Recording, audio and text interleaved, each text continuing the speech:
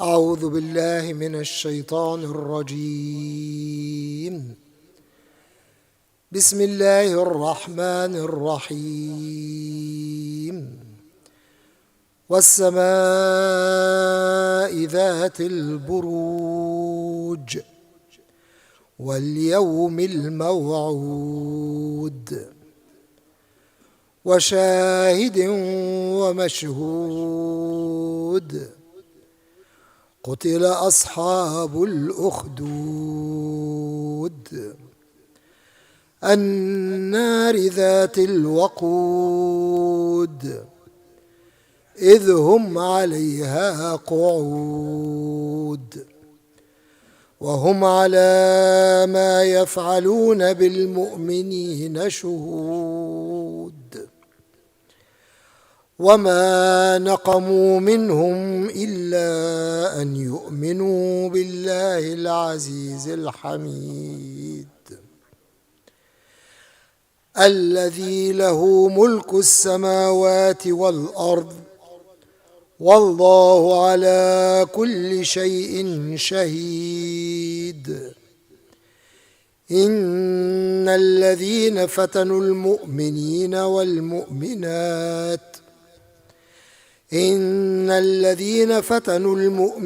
والمؤمنات ثم لم يتوبوا فلهم عذاب جهنم ولهم عذاب الحريق. إن الذين آمنوا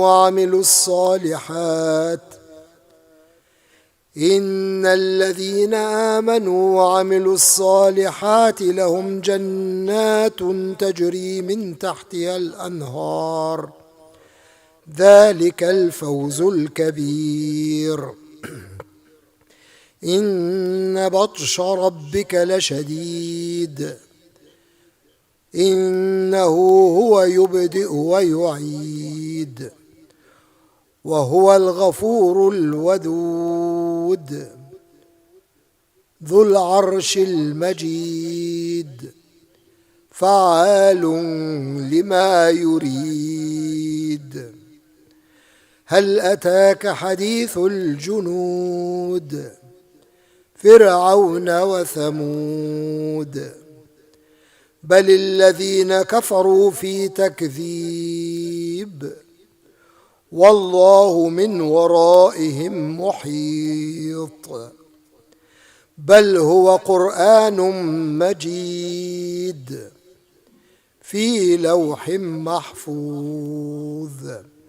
صدق الله العلي العظيم. اللهم صل على محمد وآل محمد.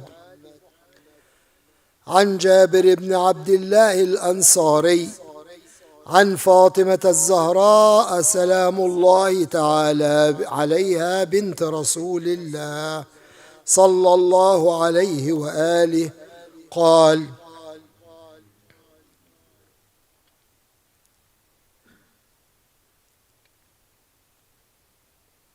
سمعت فاطمة أنها قالت: دخل علي أبي رسول الله صلى الله عليه وآله في بعض الأيام فقال: السلام عليك يا فاطمة. فقلت: وعليك السلام. قال: إني أجد في بدني ضعفا. فقلت له: أعيذك بالله يا أبتاه من الضعف. فقال: يا فاطمة ائتيني بالكساء اليماني فغطيني به. فأتيته بالكساء اليماني فغطيته به وصرت أنظر إليه وإذا وجهه يتلألأ كأنه البدر في ليلة تمامه وكماله. صلوات اللهم صل على محمد وآل محمد. فما كانت إلا ساعة وإذا بولد الحسن عليه السلام قد أقبل وقال: السلام عليك يا أماه. فقلت: وعليك السلام يا قرة عيني وثمرة فؤادي. فقال: يا أماه إني أشم عندك رائحة طيبة كأنها رائحة جدي رسول الله صلى الله عليه وآله. فقلت نعم، إن جدك تحت الكساء. فأقبل الحسن نحو الكساء وقال: السلام عليك يا جداه يا رسول الله، أتأذن لي أن أدخل معك تحت الكساء؟ فقال: وعليك السلام يا ولدي ويا صاحب حوضي، قد أذنت لك. فدخل معه تحت الكساء. صلوات. اللهم صل على محمد وآل محمد. فما كانت إلا ساعة وإذا بولد الحسين عليه السلام قد أقبل وقال: السلام عليك يا أماه. فقلت: وعليك السلام يا قرة عيني وثمرة فؤادي. فقال لي: يا أماه، إني أشم عندك رائحة طيبة كأنها رائحة جدي رسول الله. فقلت: نعم، إن جدك وأخاك تحت الكساء. فدنا الحسين عليه السلام نحو الكساء وقال: السلام عليك يا جداه، السلام عليك يا من اختاره الله، أتأذن لي أن أكون معكما تحت الكساء؟ فقال: وعليك السلام يا ولدي ويا شافع أمتي، قد أذنت لك. فدخل الحسين معهما تحت الكساء. صلوات. اللهم صل على محمد وآله. فأقبل عند ذلك أبو الحسن علي بن أبي طالب وقال: السلام عليك يا بنت رسول الله. فقلت: وعليك السلام يا أبا الحسن ويا أمير المؤمنين. فقال: يا فاطمة، إني أشم عندك رائحة طيبة كأنها رائحة أخي وابن عمي رسول الله صلى الله عليه وآله. فقلت: نعم، ها هو مع ولديك تحت الكساء. فأقبل علي نحو الكساء وقال: السلام عليك يا رسول الله، أتأذن لي أن أكون معكم تحت الكساء؟ فقال: وعليك السلام يا أخي ويا وصي ويا خليفتي وصاحب لوائي، قد أذنت لك. فدخل علي عليه السلام تحت الكساء. صلوات. اللهم صل على محمد وآل محمد. ثم أتيت نحو الكساء وقلت: السلام عليك يا أبتاه يا رسول الله، أتأذن لي أن أكون معكم تحت الكساء؟ فقال: وعليك السلام يا بنتي ويا بضعتي، قد أذنت لك. فدخلت معهم تحت الكساء. صلوات. اللهم صل على محمد وآل محمد. فلما اكتملنا جميعا تحت الكساء أخذ أبي رسول الله صلى الله عليه وآله الكساء وأومأ بيده اليمنى إلى السماء وقال: اللهم إن هؤلاء أهل بيتي وخاصتي وحامتي، لحمهم لحمي ودمهم دمي، يؤلمني ما يؤلمهم ويحزنني ما يحزنهم. أنا حرب لمن حاربهم وسلم لمن سالمهم وعدو لمن عاداهم ومحب لمن أحبهم. إنهم مني وأنا منهم، فاجعل صلواتك وبركاتك ورحمتك وغفرانك ورضوانك علي وعليهم، وأذهب عنهم الرجس وطهرهم تطهيرا. اللهم صل على محمد وآل محمد. فقال الله عز وجل: يا ملائكتي ويا سكان سماواتي، إني ما خلقت سماء مبنية ولا أرضا مدحية ولا قمرا منيرا ولا شمسا مضيئة ولا فلكا يدور ولا بحرا يجري ولا فلكا يسري إلا في محبة هؤلاء الخمسة الذين هم تحت الكساء. فقال الأمين جبرائيل عليه السلام: يا رب، ومن تحت الكساء؟ قال: هم أهل بيت النبوة ومعدن الرسالة، هم فاطمة وأبوها وبعلها وبنوها، صلوات. اللهم صل على محمد وآل محمد. فقال جبرائيل عليه السلام: يا رب، أتأذن لي أن أهبط إلى الأرض لأكون معهم سادسا؟ فقال الله: نعم، قد أذنت لك.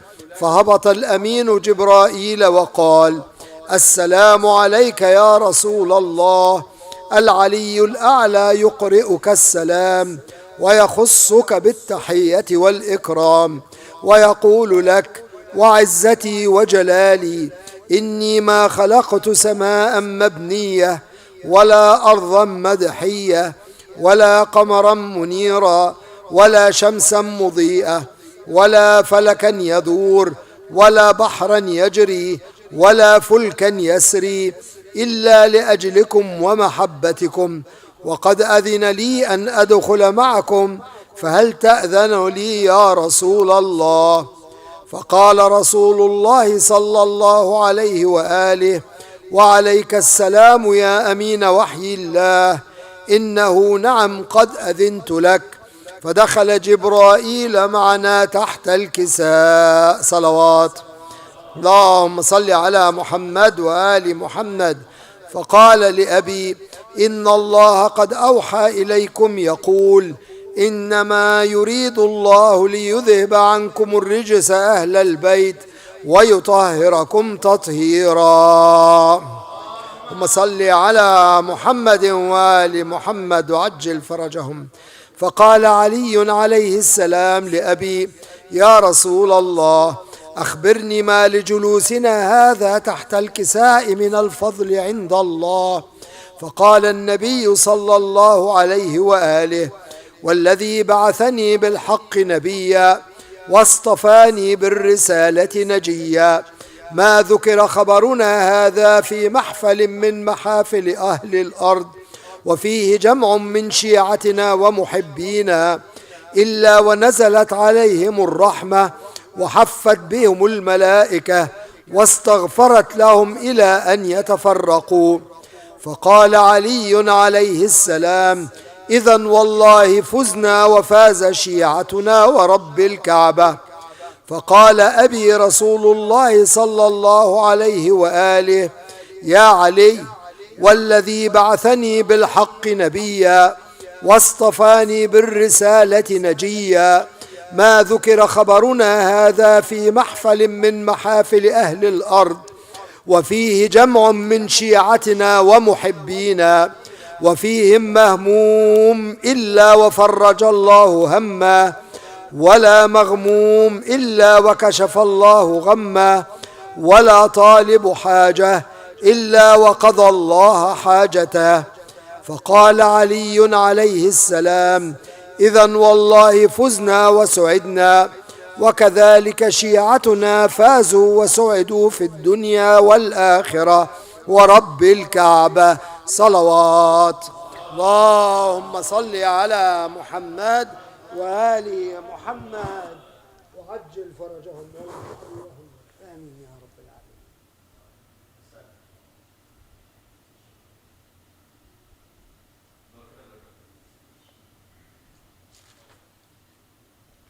जज़ाकल्लाह बर मोहम्मद वाले मोहम्मद सलावत। बार दीगर नारे सलावत। बर हबीब खुदा ख़त्मुल अंबिया नारे सलावत। हाज़रीन मजलिस, ख़वातीन व हज़रात, अस्सलामु अलैकुम व रहमतुल्लाहि व बरकातुहू। As you are aware, tonight we are commemorating the Shahadat of Imam Muhammad Taqi alayhi salam. दुआ करते हैं अल्लाह ताला से कि अल्लाह ताला हमारी इस इबादत को कबूल फरमाए। इससे पहले कि हम आगे बढ़ें, let us recognize the sponsors for tonight's majalis, and they are our very own Maulana Rizwan, Rizvi and family. for his marhumin, for your marhumin, اور جن کا کوئی پڑھنے والا نہیں ہے ایک سورہ فاتحہ.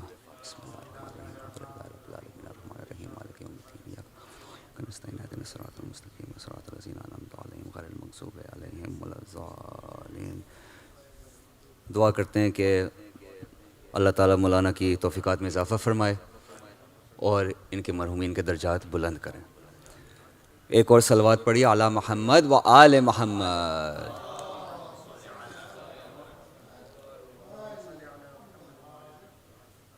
چار مصرے، اس کے بعد سلام اور پھر مرثیہ، اس کے بعد انشاءاللہ مولانا افروز ممبر ہوں گے. ایک اور صلوات پڑھیے علی محمد و آل محمد.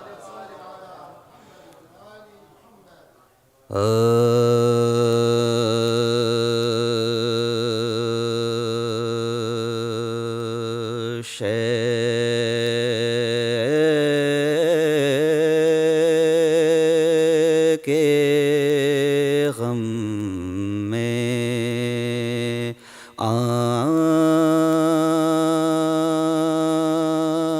آنکھ نم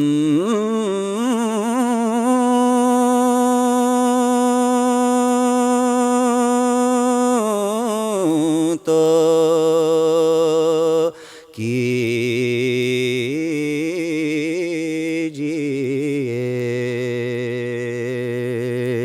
شے کے غم میں آنکھ نم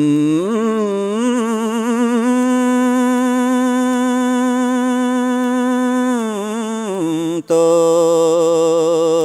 کیجیے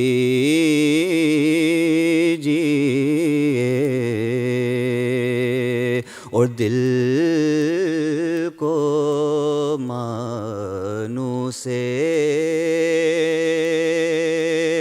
علم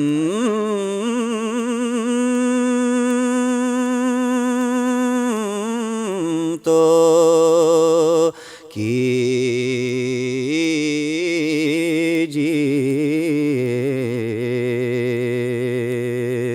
اور دور ہو جائیں گے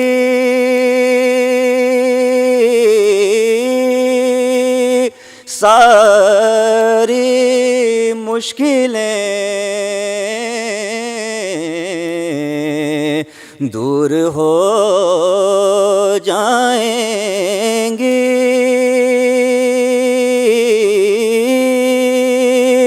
ساری مشکلیں، سر درے ہے در پہ خم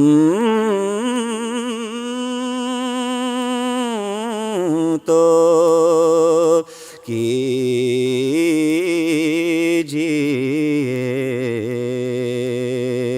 شے کے غم میں آن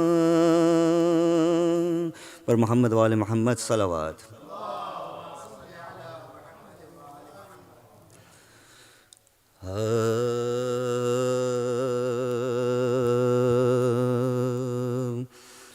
صفے ازا جو گھروں میں بچھا کے رکھتے ہیں، صفے ازا جو گھروں میں بچھا کے رکھتے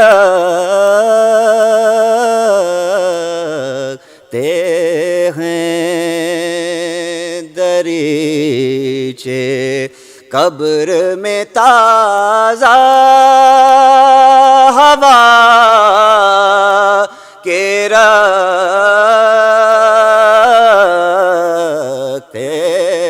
ہیں، دریچے قبر میں تازہ ہوا کے رکھتے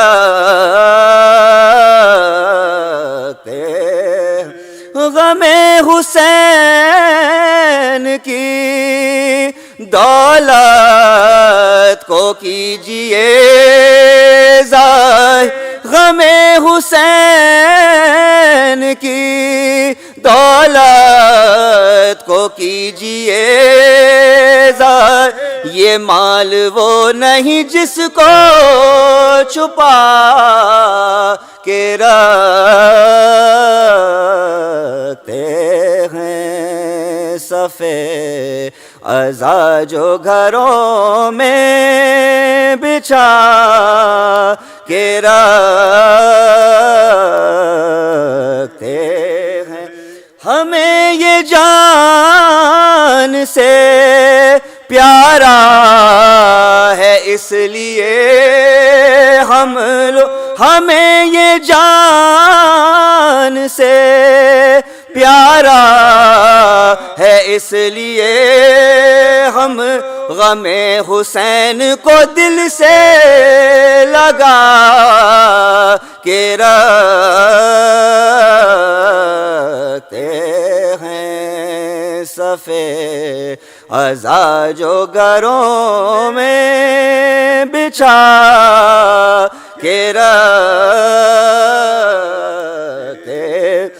ڈرا نہ سختی محشر سے ہم کو واعظ تو، ڈرا نہ سختی محشر سے ہم کو واعظ، ہم حوالے جیب میں مشکل کشا کے رکھتے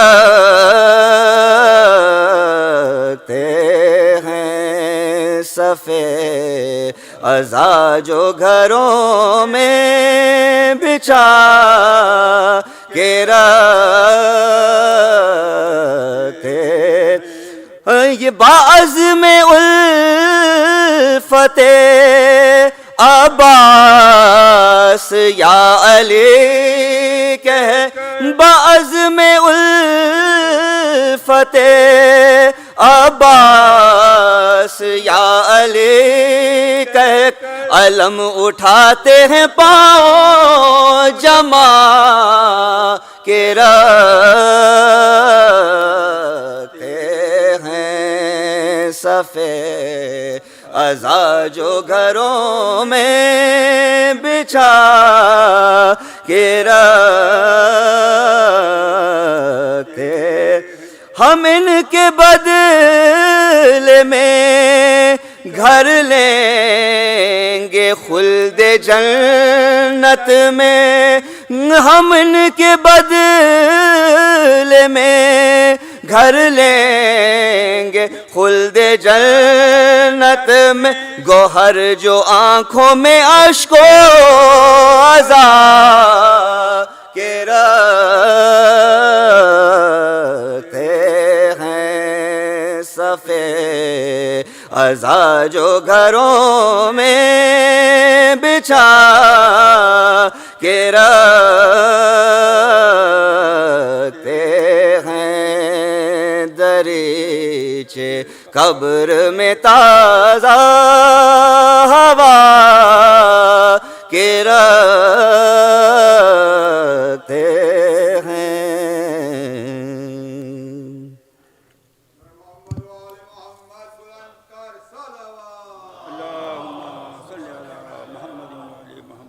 سورہ فاتحہ۔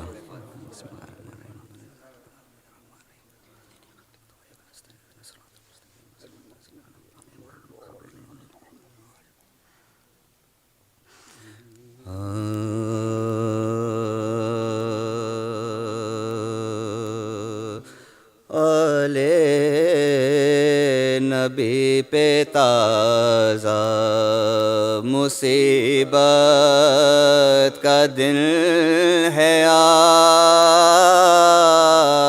آلے نبی پہ تازہ مصیبت کا دن ہے آج، گریا ہے آسمان بھی قیامت کا دن ہے آج، اور اہل عزا پہ نالا اور ریکت کا دن ہے آفاق میں تقی کی شہادت کا دن ہے آفاق میں تقی کی شہادت کا دن ہے اور آل نبی کے شیعوں پہ ریکت کا جوش اندھیر ہے کہ شمع امامت خاموش اندھیر ہے کہ شمع امامت خاموش وہ دشمن جو معتصم تھا محمد کی آل ہے نوے امام پہ ظالم نے کی جب اور کھانے میں اس نے زہر دیا وا مصیب کھاتے ہی اس کے شے کا جگر چھاک ہو کھاتے ہی اس کے شے کا جگر چاک ہو فرتے علم سے آل نبی اشک بار بستر پہ جانش نبی بے قرار بستر پہ جانشین نبی بے قرار اور فرزند کو لگا کے گلے شین ایک اے میرے باپ میرے بعد تم ہو دو عالم کے مقتد اور لازم ہے صبر وقت بلا میرے میل ہوتا ہے کچھ ہمارا زمانے سے دل رو ہوتا ہے کچھ ہمارا زمانے سے دل ربا ہوتا ہے کچھ ہمارا زمانے سے دل رو اور جاتا ہوں اس جہان سے منزل میں قبر کرنا تم اہل بیت کو تلقین صبر کی کرنا تم اہل بیت کو تلقین صبر وہ تڑپا یہ ذکر سن کے محمد تقی کا لال ہاتھوں سے دل کو تھام کے دیکھا پدر کا حال وہ چہرہ تھا زرد دل پہ ہجوم غم و ملال بولے کہ جو رضا تیری اب رب ذوالجلال بولے کہ جو رضا تیری اب رب ذوالجلال اور فرزند دور ہوتا ہے اپنے پدر سے اٹھتا ہے سایہ باپ کا اب میرے سر سے اٹھتا ہے سایہ باپ کا اب میرے سر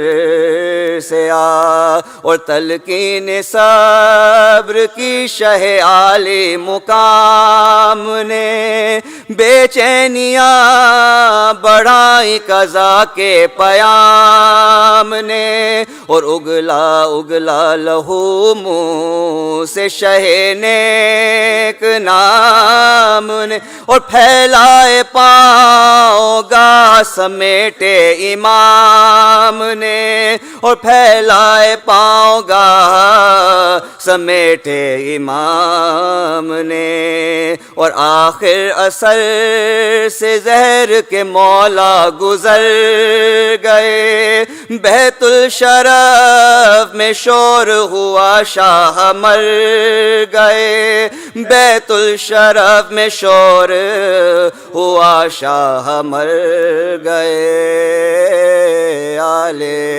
نبی پہ تازہ بر محمد وآل محمد صلوات.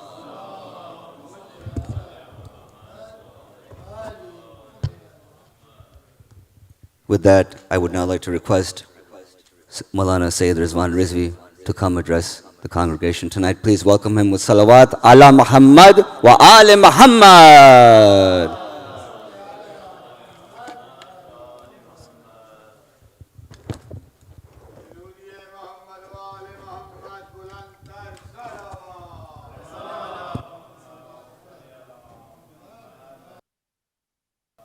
थोड़ा आगे आ जाए बुलंद नारे सलवात के साथ अल्लाहुम्मा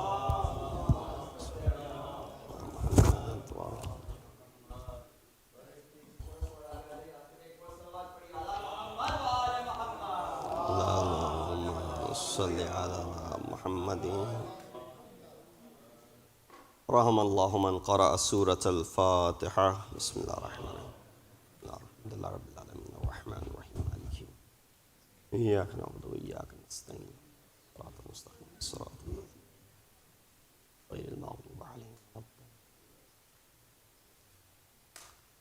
अऊज़ु बिल्लाहि मिनश शैतानिर रजीम बिस्मिल्लाहिर रहमानिर रहीम अल्हम्दुलिल्लाहिल्लज़ी क़सरत अन रु'यतिही अबसारुन नाज़िरीन वअजज़त अन नअतिही अवहामुल वासिफ़ीन अल्हम्दुलिल्लाहि रब्बिल आलमीन अस्सलातु वस्सलामु अला अशरफिल अंबियाइ वल मुरसलीन खातमिन नबिय्यीन अबिल क़ासिम मुहम्मद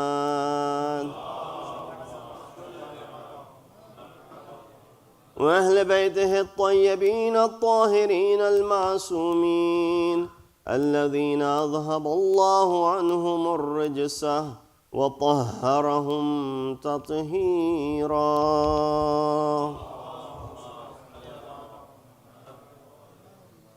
أما بعد فقد قال الله تبارك وتعالى وقوله الحق وهو أصدق القائلين بسم الله الرحمن الرحيم يريدون أن يطفئوا نور الله بأفواههم ويأبى الله إلا أن يتم نوره ولو كره الكافرون صدق الله العلي العظيم صلوات الله محمد وآله Assalamu alaikum wa rahmatullahi wa barakatuhu. Condolences to mu'mineen and mu'minat, especially Imam of our time, Imam Mahdi Ajjalallahu Ta'ala Farajahu Sharif.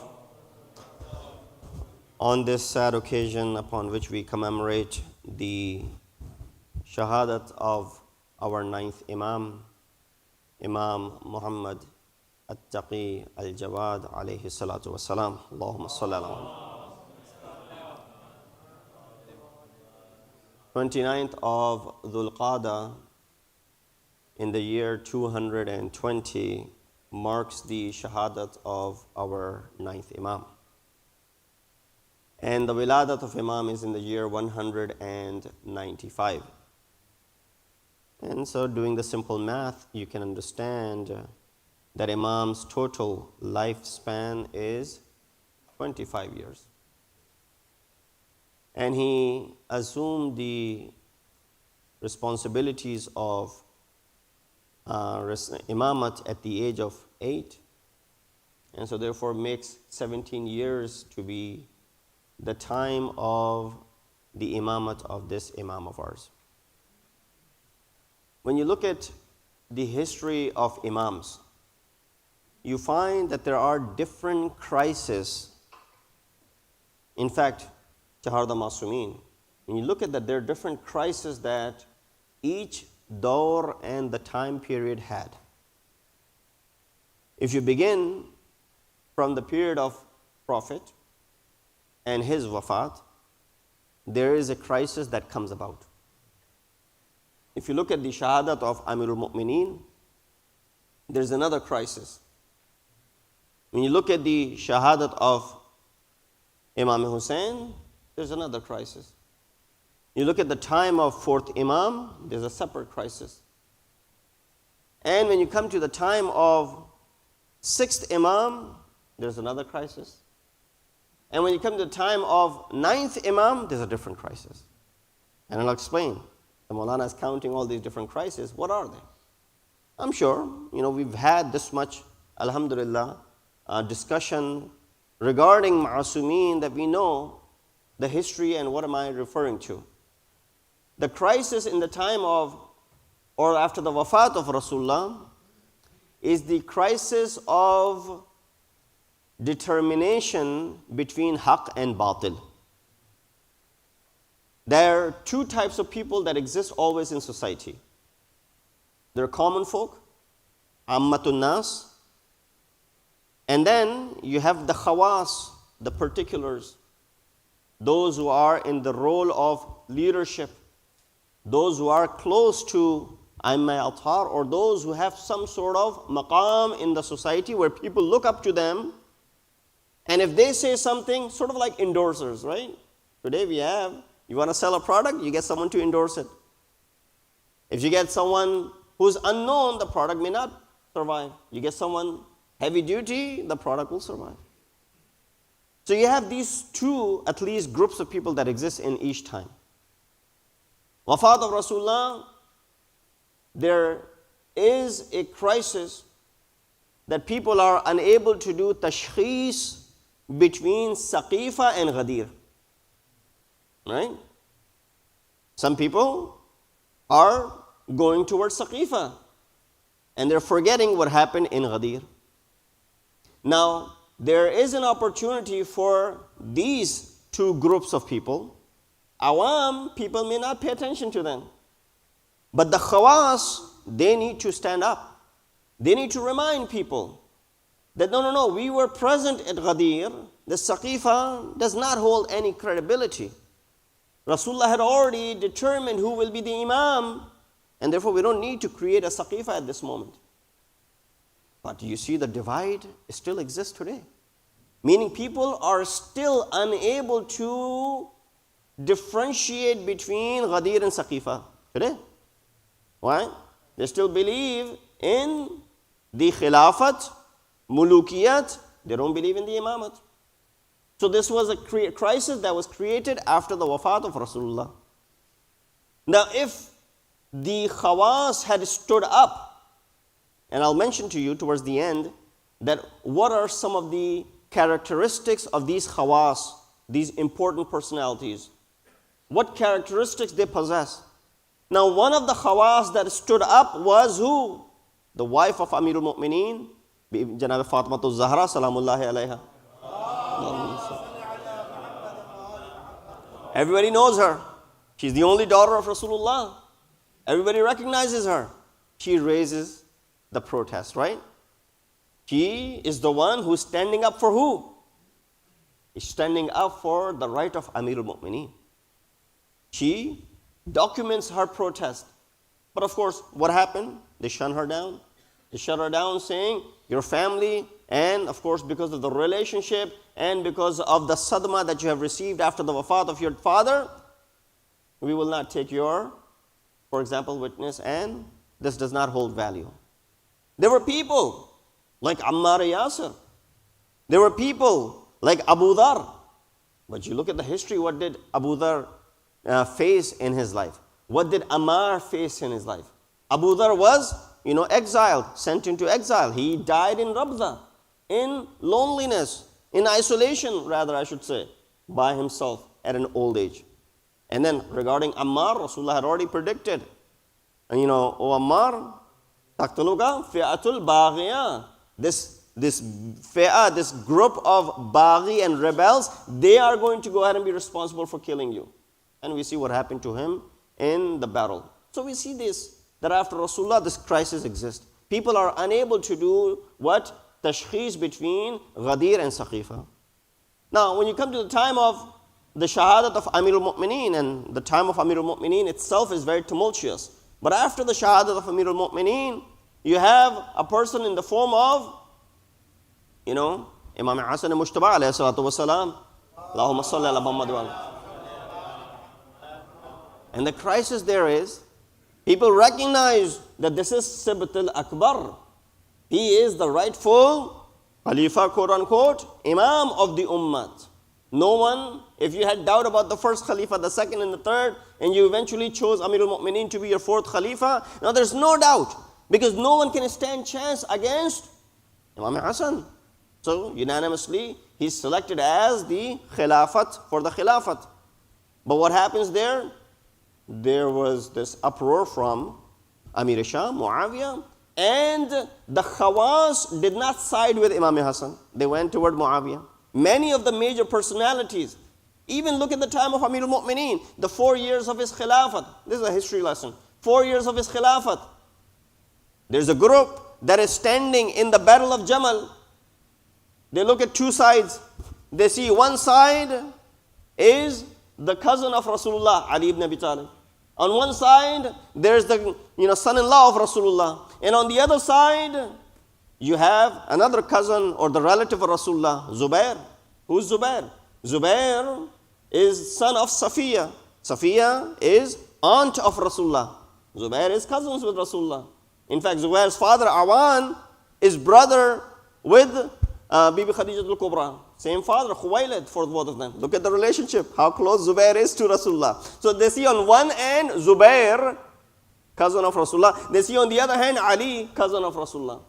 They see on one end son-in-law of Rasulullah. They see on the other hand wife of Rasulullah.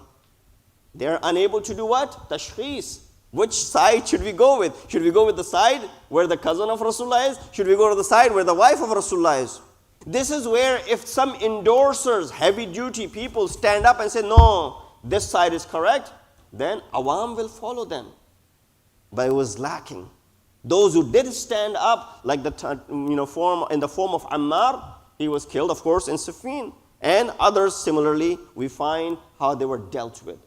You come fast forward, because I have to get to our 9th Imam, time of 4th Imam. There's a new crisis that comes about. I skip past Karbala for a reason, because we hear a great deal about the crisis of Karbala. You don't need to be given a history lesson about the crisis of Karbala. But that itself is unique, different than all the other crises that ever existed. There's no comparison between Imam Hussein and Yazid. Yet today still, you find there still exist people who look at this battle to be a fight between two, it's a political fight. Two of the prince of some king's family, for example. Right? Do shahzadon ki jang hai. That's what they look at it, unfortunately, even today. That's how blinded people become if the khawas, the important personalities, don't stand up and right away side with the reality. Haqq and batil becomes what? That much confusing for people. You come to the time of 4th Imam. 4th Imam is presented with this new challenge. The crisis in the time of 4th Imam, after the Karbala, is that Imam has few sons. One of them is 5th Imam. One of them is Zayd Shaheed. People say, well, we don't believe in the Imamat of Baqir, we believe in the Imamat of Zayd. And they chose Zayd to be the Imam. You have the Zaydi firqa, right?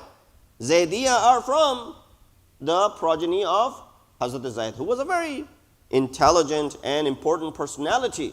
Never claimed himself to be Imam, but people went in that direction. You come to the time of 6th Imam. You find the same thing. The inshi'ab from 6th Imam, from his sons, where did it go? And then after 7th Imam, it's even further division. Why? People stood up, and those who were the closest to 7th Imam, those who were responsible for collecting the wealth and the khums that was being given to 7th Imam, that is the person after the Shahadat of 7th Imam says, oh, Imamat stopped over there. Imams, there's no more Imamat. And this new group comes into play, which is called Waqifiyya. They did wuquf at the Imamat of 7th Imam. So that's it. 7th Imam was the last Imam, and there's no more Imamat after that. You know what? Who actually was one of the people culprits of saying such a thing? Who denied the Imamat of Imam Rada was his own brother. One of the brothers of Imam Rada did the same thing. So when a brother of Imam Raza is saying, I don't believe in the Imamat of my brother, then of course people are going to have difficulty doing what? Tashkhis, in differentiation between Haqq and Batil. So that's how Haqq and Batil people are confused with. So we come to the time of Imam Muhammad Taqi al-Jawad alayhi salatu wasalam. Salawatullah Muhammad wa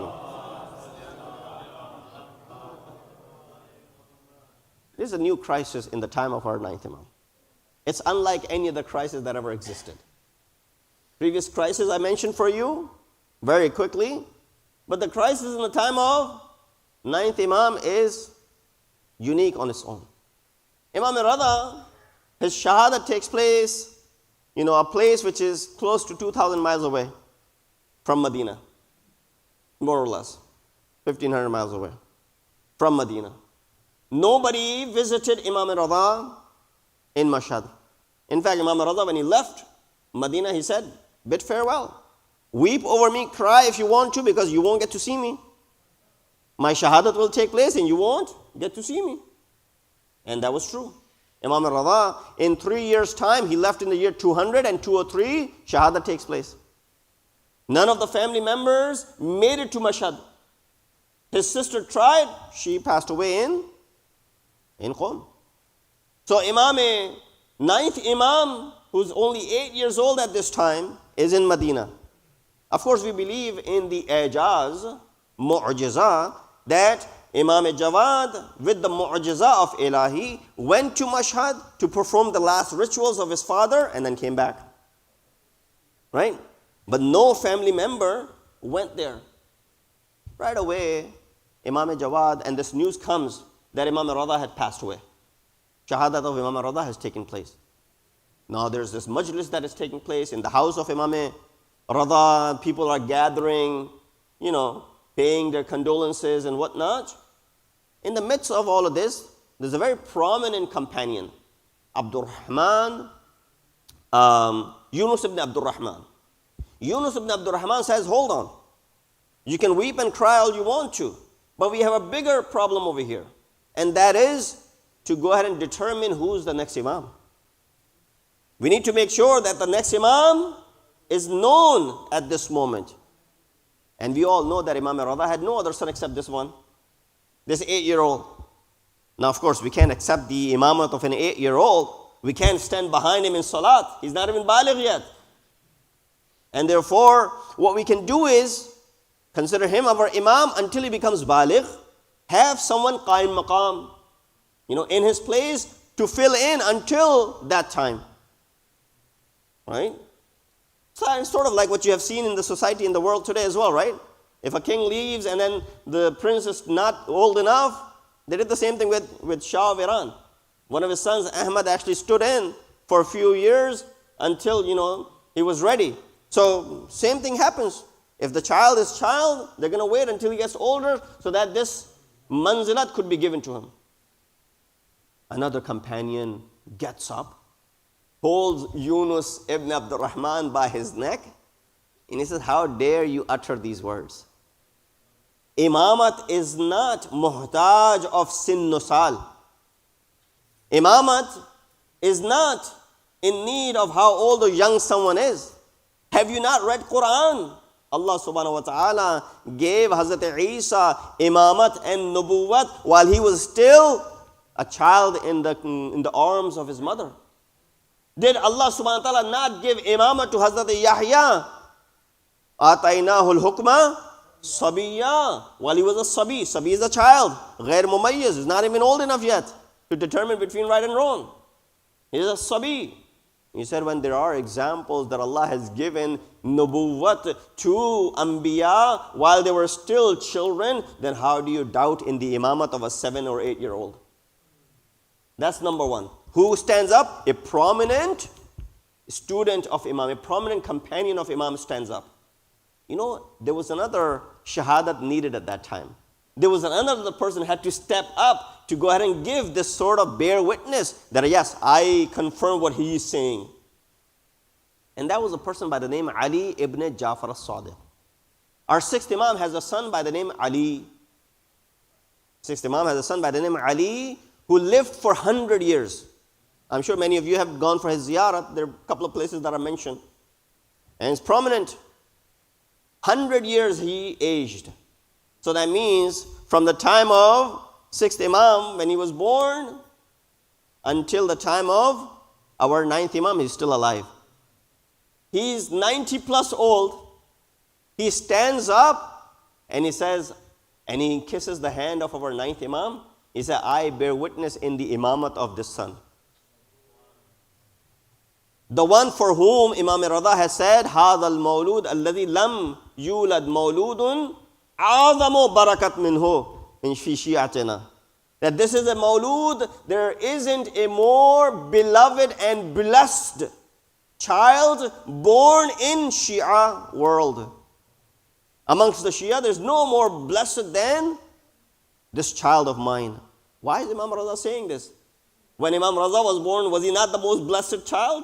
Was Imam Kazim born, was he not the most blessed child? When Amirul Mu'mineen was born, was he not the most blessed child? Imam Hassan, Imam Hussein, were they not the more blessed? No, that's not the question. One of the ihtamalat why Imam Rada uttered these words about his son is because of this masala. That people will be in the crisis because this hasn't happened before. Imamat of Amirul Mu'mineen, he's 30 plus years old. Imam Hassan Mushtaba, he's already 40 years old almost. Imamat of Imam Hussein, he's close to 45, 50 years old, right? Similarly, with the case of Imam Zainul Abidin, he's already 25, 26 years old. When you come to other imams, they're already in their 20s or 30s. This is for the first time a child, a 7-year-old, 8-year-old, is up for imamat. So Ali ibn Ja'far al-Sadiq stands up. He says, I bear witness that this is the imam. Someone turned around and said, look at your age, you're almost 100 years old. You are more mustahaq for imamat. You look at your age. And I guess they had to be told, age is not the criteria for imamat. Might be the criteria for khilafat, but as far as imamat is concerned, age has nothing to do with it. Salawat beji Muhammad wa ali Muhammad. He said, there must be something in this child that at the age of 8, Allah subhanahu wa ta'ala has chosen him, and at the age of 100, I am not been chosen as an imam. There must be something in it. And therefore, the proofs that were given. So this is a role which khawas have to play. This is the role which the important personalities have to play in order to go ahead and remove the doubts from the minds of the people. As far as, the tashkhis of haqq and batil.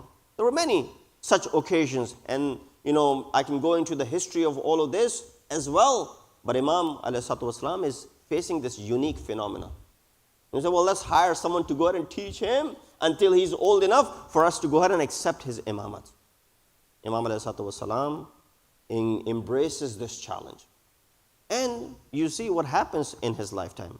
Very short time period, 25 years is the sin of Imam at the time of his shahadat. 25 years old, our parents are looking for a suitable match for us. At the age of 25, you're searching for what? A soulmate for your son or your daughter. Or even earlier than that maybe. Or sometime in this day and age that we live in, even later. I said, no, get them married early.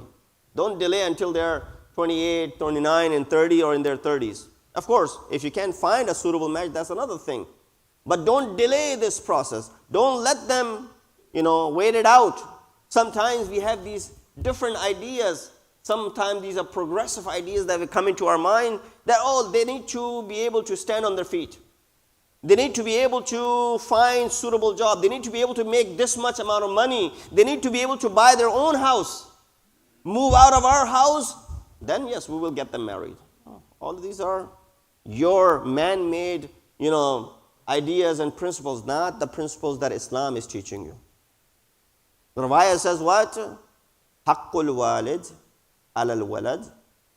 3 things that are mentioned to be the huquq, as well as many other huquq, but 3 things that are prominently mentioned. One is an yuhassin ismahu. Number 2, yu'allimuhu al-Quran or yu'allimuhu al-kitab. Number 3, yuzawwijuhu idha balagh. 3 things. Give him a good name, right? Don't name them after some players or some musicians or some actors or actresses. No, give them good names. Sammu awladakum asma'al anbiya. The names of anbiya, the names of a'imman, the names. Oh, Maulana, there are so many Alis. There are so many Fawatim. There were so many Zainab. So we wanted to give a new name. No, don't have this Don't have ibtikar in this area. Give them a good name. Why? Because name will be with them forever. And by this name, they will be recognized. Number two, يُعَلِّمُهُ الْكِتَابِ. He said, well, I'm sending him to the best of the schools and colleges. No, that's not all. You need to also teach them that book Allah subhanahu wa ta'ala has sent down. But for that, you need to understand this book yourself in order for you to go ahead and hire someone. You've mentioned and you've heard how much Imam Hussain ﷺ took care of the muallim who taught his son how to read Quran. Number three, يُزَوِّجُهُ إِذَا بَلَغَ. Get him married when he's old enough. This is amongst your duties as parents. Don't wait it out until they are a certain age. Don't wait it out until they are making certain amount of money. Don't wait it out until they have bought their own house. No, none of those things matter. What matters is that they should be kept from any, being into any sort of haram. The sooner this happens, the better it is. You've heard many waqiyat in the time of our 9th Imam. One of the famous incidents in the time of our 9th Imam is the incident when Mu'tasim, the one who ended up taking the life of Imam, had the Qadi and asked this question in regards to the one who has, stolen something, chor or daku, theft or thief. What is the punishment of a thief? So, well, right? Cut the hands. Now the problem was the tashkhis as to where to cut the hands from. Someone said, cut the hands from here. What is the, what is your proof about it? Allah subhanahu wa ta'ala says in Quran, for example, فَاقْسُلُوا وُجُوهَكُمْ وَأَيْدِيَكُمْ. He said, well, إِلَى الْمَرَافِقِ. Let's cut it from here, from the elbow. Why? Because the ayat of Quran says, wash it from your elbows downwards. Different people came and gave different versions. Nobody was sure about it. They were all speculating.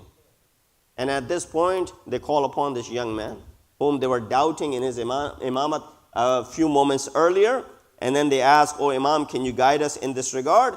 Imam ﷺ said, nor did you cut from the elbow or the wrist. Rather, anything that should be cut as far as the thief is concerned is the fingers of this person. Cut off the fingers. That is the punishment if it's proven. Why? Innal masajida lillah. Why? The places of masajid are for Allah subhanahu wa ta'ala. What is masajid? He said the 7 places that you put on the floor when you are doing sajda. What are they? One is your forehead, the 2 palms, the 2 knees, and then the toes. He said if you cut your hands all the way from the wrist, if you cut the hands all the way to the elbow, how is this person supposed to go ahead and pray afterwards? Imam gave this dalil. There was no one to challenge Imam, and the proof was given. But what was the reflection of this was that these quzat, these qazi who were present over there, when their answer was thrown away and they were made to look bad, they had this grudge against Imam.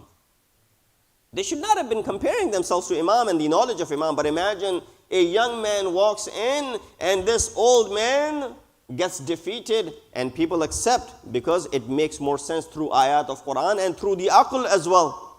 Right away, this old man, he has now a grudge against Imam. And this is where he gets into the ears of Mu'tasim and says stuff about Imam, which eventually leads to the Shahadat of Imam. But I wanted to mention towards the end that what are some of the characteristics of Khawas. Today, there is still an issue of finding out, or there is still an issue of khalt between haq and batil. There are many still who are unable to recognize haq. There are many still who are falling victim to batil.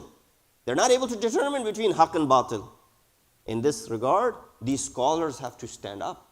They need to speak out. I'm not talking about different madhahib. I'm not talking about outside of Shia madhab for that matter. I'm not talking about outside of Islam for that matter. Within our own madhab. Muharram is around the corner. Another month. Tonight you might see the moon of Dhul Hijjah. Tomorrow might be the first of Dhul Hijjah. Is a possibility. And you have 1 month until Ayyam Azah start. And then every year Ayyam Azah begin. It's not a new phenomenon. This has been happening for the past 14 centuries, ever since we started commemorating Ayyam Azha. But now, because of social media, we come to know these things.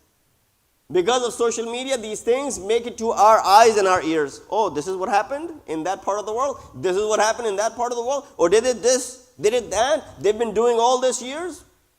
These atwar, these ways of commemorating and expressing their sorrow and whatnot. So right away, what does it do? It gives a bad name to Madhab Ahlul Bayt. That which should be given as far as the message of Sayyid al-Shuhada is concerned is taken away. People get focused on the superficial stuff, and then, this is what the name and label of Tashayyu becomes then.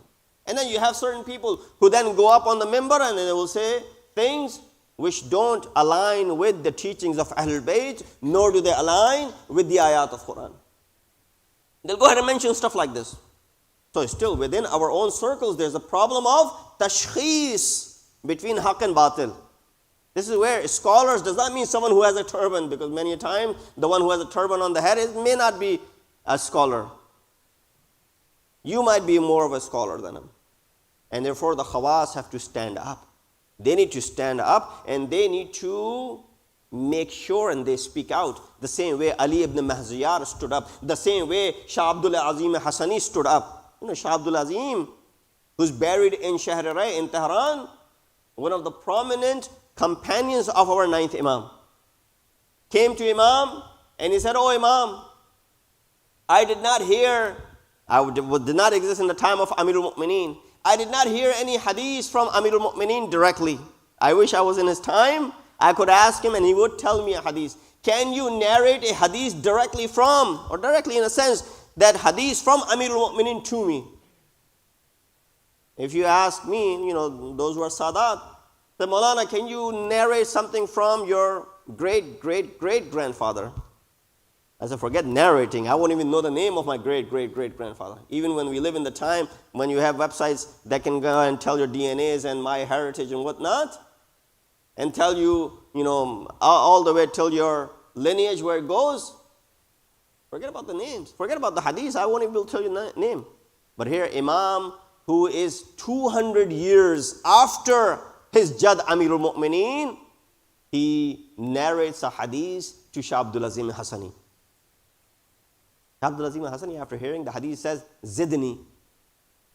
Imam, one more. Imam narrates another hadith, he says, "Zidni." Imam, one more. Imam narrates another hadith, he says, "Zidni." There's nothing wrong to be haris and greedy when it comes to seeking knowledge. Don't be greedy when it comes to money, but be greedy when it comes to seeking knowledge.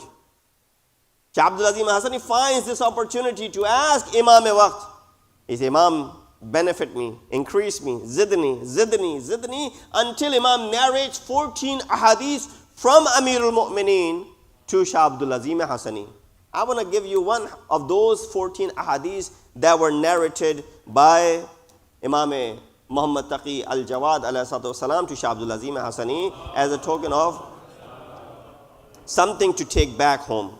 Shah Abdul Azim Hassani asked Imam that one hadith. Imam alayhi responded by saying, "O Abdul Azim, that make sure as far as the aqibat is concerned."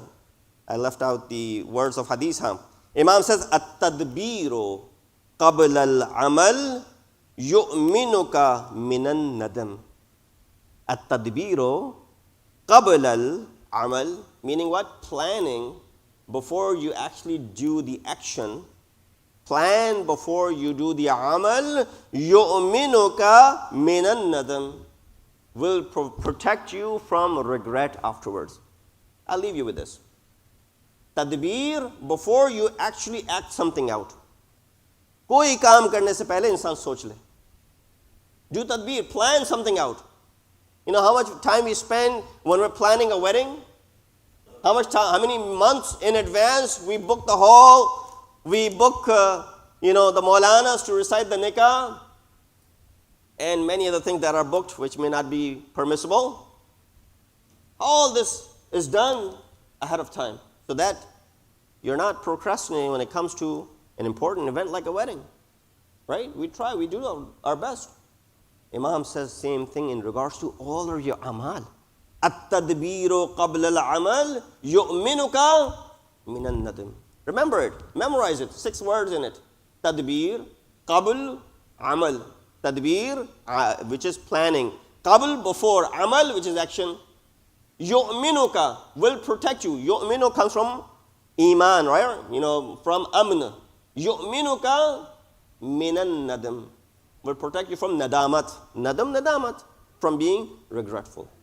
So Imam ﷺ narrated one hadith after another.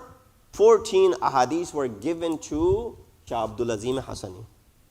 That came into his, being that he was haris, he was greedy about it. Oh Imam, tell me.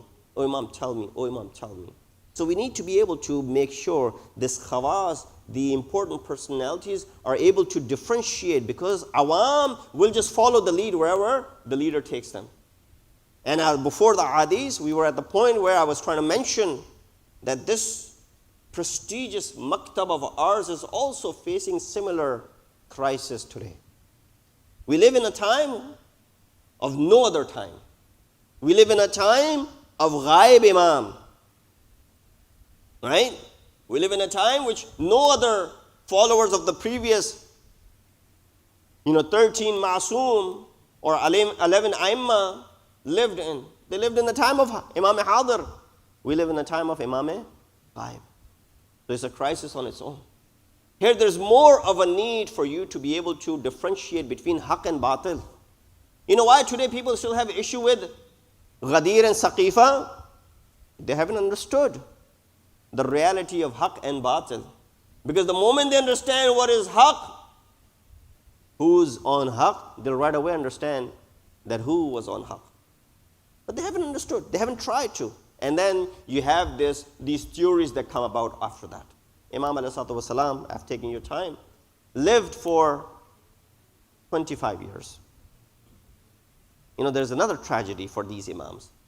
They died in these isolation, away from their family. 8th Imam died. 9th Imam was not there. 9th Imam's Shahadat takes place in Baghdad. His son Imam Ali Naqi is not there. Yes, with Mu'jiza, Imam Ali Naqi goes, performs the last rituals and comes back. But he's not there in person. Imam Hussein is the same way. His son is there, but no one to bury him. 3 days later, the burial takes place. You see the tragedy of Ahlul Bayt.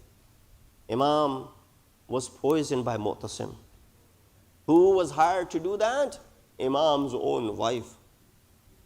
Ummul Fadl was the wife of Imam who poisoned Imam ﷺ. Just imagine the tragedy of 2 of our Imams. One is Imam Hassan Mushtaba. Ju'da, the wife of Imam Hassan, poisoned him. And similarly, the wife of our 9th Imam becomes the reason for his shahadat.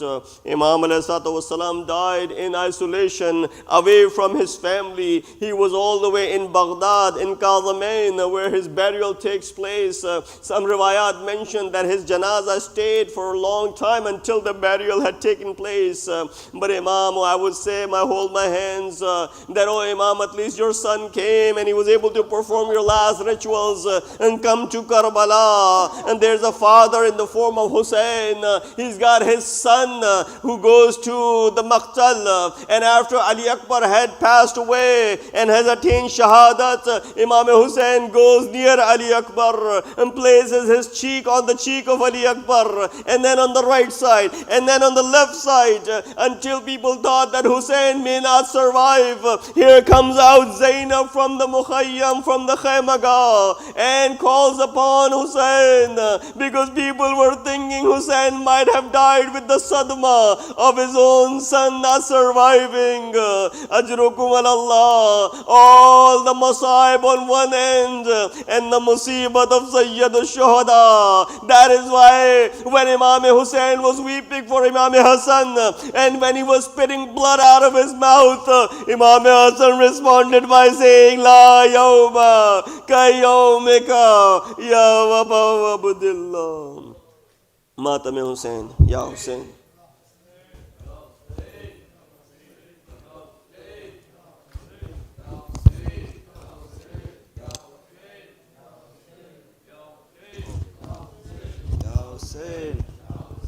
یا حسین یا حسین یا حسین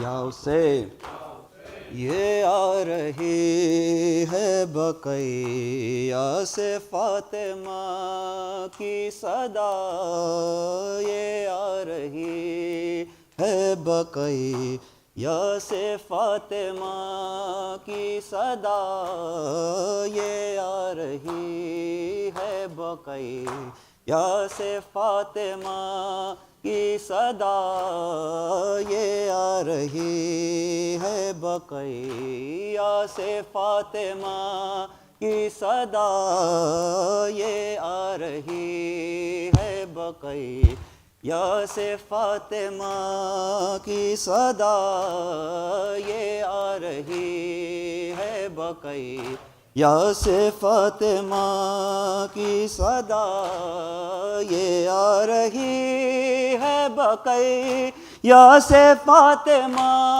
کی صدا، یہ آ رہی ہے بقیہ سے فاطمہ کی صدا، حسن کا غم ہوا تھا تقی کو زہر ملا، یہ آ رہی ہے بقیہ سے فاطمہ کی صدا، یہ آ رہی ہے بقیہ سے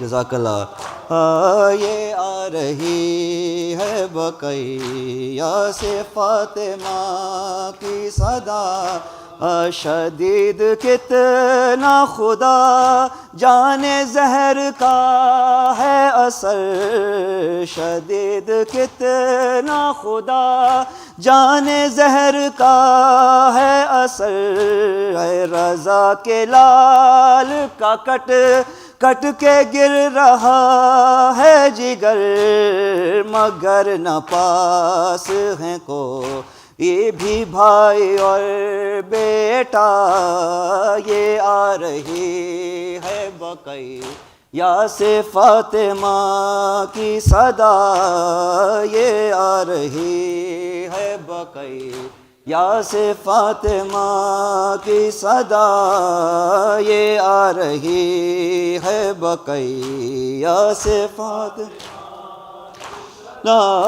ہے، وہاں سہارے کو بہنیں تھی پاس تھے بھائی، یہاں ہے قید میں ظلم و ستم تماشائی، ہے یہاں میں قید میں ظلم و ستم تماشائی، عجیب کرب کے عالم میں ہے میرا بیٹا، یہ آ رہی ہے بقیہ سے فاطمہ کی صدا، یہ آ رہی ہے بقیہ سے فاطمہ کی صدا، یہ آ رہی ہے بقیہ سے فاطمہ ہے، یہ آ رہی ہے بقیہ سے فاطمہ کی صدا، یہ آ رہی ہے بقیہ سے فاطمہ کی صدا، حسن کا غم ہوا تھا تقی کو زہر ملا، یہ آ رہی ہے بقیہ سے فاطمہ کی صدا، یہ آ رہی ہے بقیہ سے فاطمہ کی صدا، یا حسین یا حسین یا حسین یا حسین